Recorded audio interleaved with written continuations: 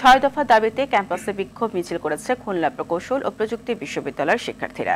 দুপুরে এই বিক্ষোভ মিছিল করেন তারা। এর আগে শিক্ষার্থীরা স্টুডেন্ট ওয়েলফেয়ার সেন্টারের সামনে জড়ো হন।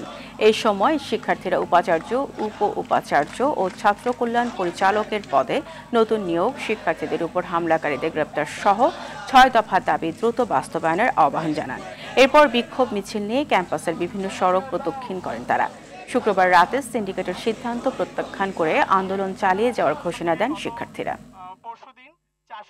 আমাদের ক্যাম্পাসে বর্তমানে কোনো অভিভাবক নেই, আমাদের পর্যাপ্ত নিরাপত্তা দেওয়ার মতো কেউ নেই, আমরা আমাদের ক্যাম্পাসে নিরাপদ নই। শিক্ষার্থীরা ক্যাম্পাসের বাইরে যেতে ভয় পাচ্ছে, নিরাপত্তাহীনতায় ভুগছে। চিহ্নিত সন্ত্রাসীরা এখনো বাইরে ঘুরে বেড়াচ্ছে, বিভিন্ন মাধ্যমে আমাদেরকে হুমকি দিয়ে যাচ্ছে, এমনকি পিস্তল দেখিয়ে মেশিন প্রস্তুত বলে ফেসবুক এবং সামাজিক যোগাযোগ মাধ্যমে আমাদেরকে হুমকি দিয়ে যাচ্ছে।